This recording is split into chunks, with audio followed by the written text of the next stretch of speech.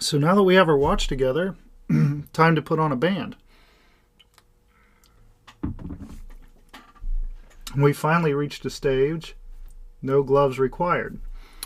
In your movements parts bag, we also have some spring bars here. We've got a couple different sizes, and that's just to accommodate different strap sizes that you might encounter. We've got a thinner spring bar and a thicker set of spring bars. I'd use the thinner set if you're putting on a NATO strap, and then the thicker set, it's just if it fits the leather band you're working with or not. It looks like I've chosen the carbon fiber leather band. It has this carbon fiber look to it, which I thought would go kind of cool with the design I have here, with the loomed hands and the wipe sweep second on the black dial. I thought they would kind of give it a sporty, cool look. With this style band, it looks like the thinner spring bars are going to be what you need. The thinner spring bars are 1.2 millimeters. Thicker spring bars 1.6 thick. So I'm going to go with the thinner ones. You're just simply sticking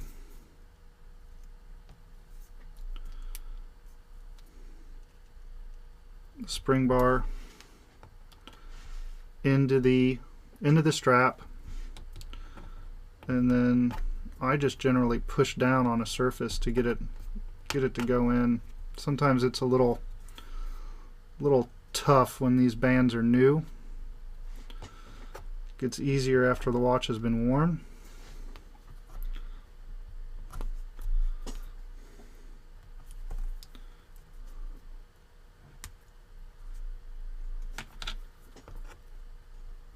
There we go.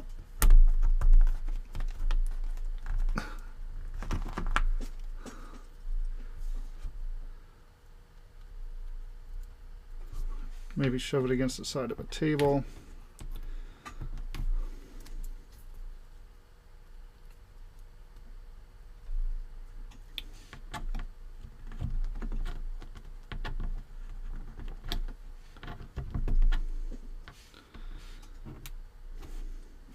There we go. It's through.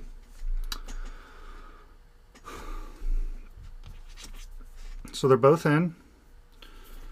We're going to grab our spring bar tool. It's in our Esslinger kit.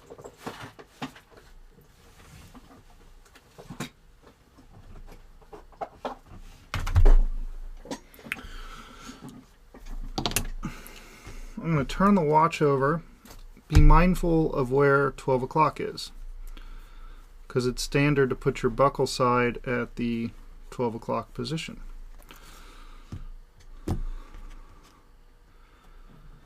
So here's 12 o'clock.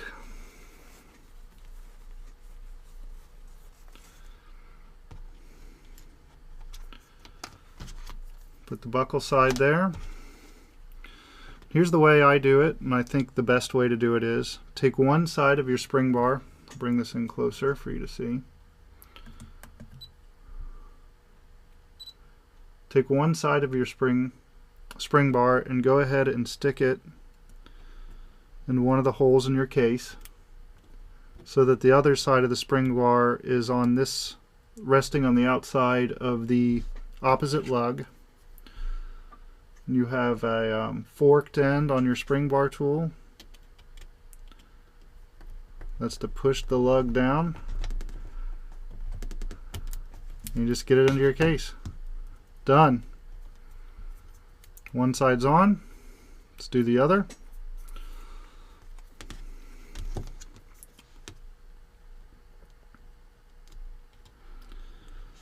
Doing it this way, I think, helps avoid scratches on the case. There we are. Clicked in place. The reverse action gets them off. I gotta try this on. I've been wearing our saddle leather strap on my other watch, which looks pretty cool. A little bit of a thicker strap than the carbon fiber looking one, but just a different look. Go ahead and put that guy on. Straps take a little time to wear in when they're new.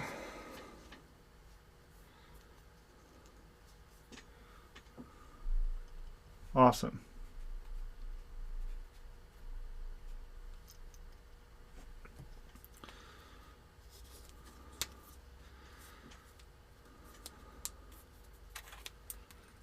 Cool looking watch. Now, the other thing you can use is a NATO. We're going to sell these.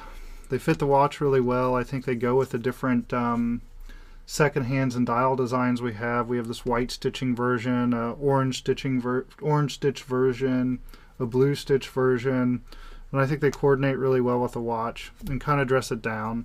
And let's face it, if you were going to take this watch into the water, you wouldn't want to be doing it with a leather strap. You'd want to be doing it on a NATO. So also, I love NATOs in the summer. These breathe a little better than leather. You don't have to worry about them as much. So we got to get our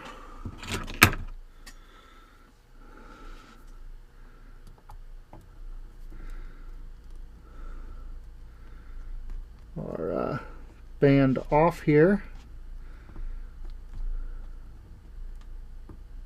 So that's just a matter of putting the forked end in between your lug and the leather strap.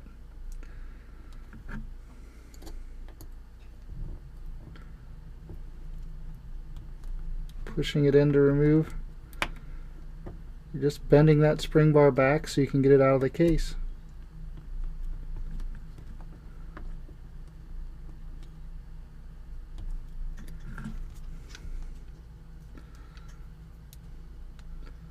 Trick is just getting it to grab.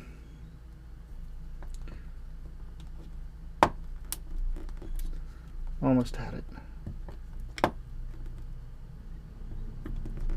There we go.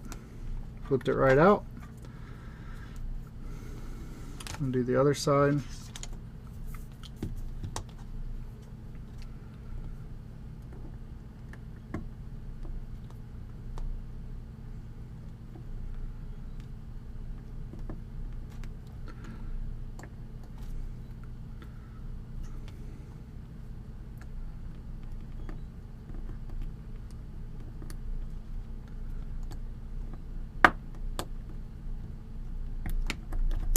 And it is out. So I'm going to reuse the thin, and really with the way we've selected this NATO, you can use the thick spring bars too, and I'm just going to use them rather than pulling them back out of my leather strap. So you just want to install a NATO, you just want to kind of put your spring bar back in, kind of the same way I showed you before, except we're doing it without a band on.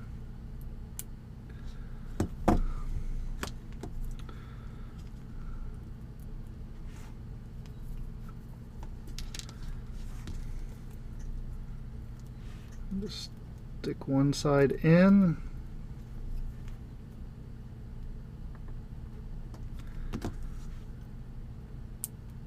All right.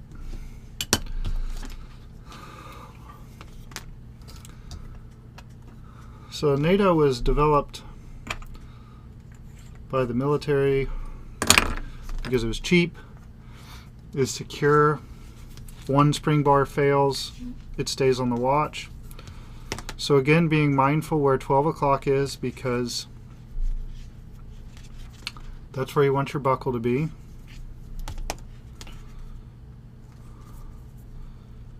You're going to push one side of the NATO through, like so.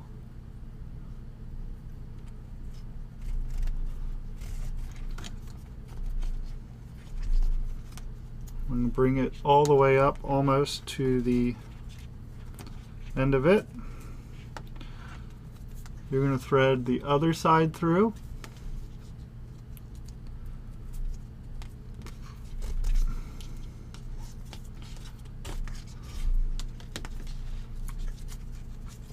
Till it's nice and tight.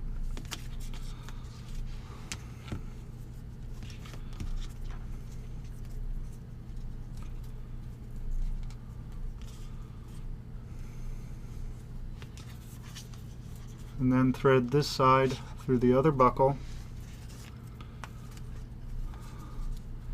And as you can see, you've got a very secure connection to your strap. If one spring bar were to break, like this one, you would still be on. And that was the whole point behind a NATO. But they're also just cool.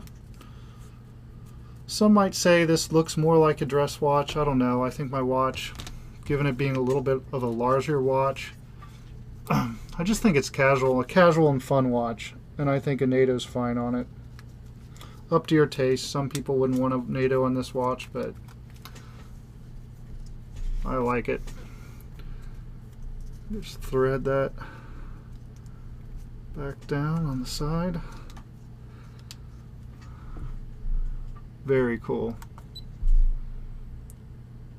I think that looks incredibly sharp. That white stitching, the white sweep seconds. I love it. I think this watch looks fantastic on a NATO. So there's how you get your straps on. You're done. I enjoyed taking this journey with you. I hope you had a lot of fun putting your watch together. The next step I'm going to show you is regulating the speed of the movement. Although at this point, I recommend you just wear your watch for a while. Let the movement break in. These movements, when they come new out of the box, they tend to be, they could potentially be, one, slightly over lubricated from the factory. And I've seen that on some of the movements. I haven't seen them on all. I haven't seen it on this one, but what you might see after your watch is first constructed and it's wound up, you might see the second hand skip a few times. Even when it's laying flat, you might see it jerk a little bit. I saw that on a few of them that we put together. Give the watch, wind it up, run it, wear it, use it. In 48 hours, you shouldn't be seeing that anymore. And I would wear the watch for a good month before I would think about regulating it. I know with the first one I put together, with this one that I wore, that I wore every day or most days, it started off a good 25 seconds fast, and then just from wearing it and using it, it went down to about 19 seconds fast, which is still spec for the 8215. It's plus 20 to minus 20 on the 8215. So it's still in spec. I'm not one of those guys that's, for mechanical watches, accuracy, it's just not my thing. I know people are really into accuracy, and I'm going to show you a fantastic tool to get the watch about as accurate as it can be. I've got it running now at about +5, +6 a day, which is, I think, pretty fantastic for that movement. And I can show you how to achieve that. But while your watch is breaking in, there's no point adjusting the speed of the movement. I think you just got to give it time to break in. Now, if it's wildly off, like plus a minute or something, I'd question, it could be something wrong with the movement. At that point, I've not seen one of these come from the factory and run like that. You're probably looking +15, +20 out of the box, brand new. But we can make it better, and I'm going to show you how to do that with this fantastic tool I found online. So enjoy your watch for now. If you want to go ahead and check out the next video on how to regulate the speed of the movement, we can cover that, and I can show you this really cool tool I found for adjusting the speed of your movement and regulating the time and timing it and getting some idea of how your watch is running.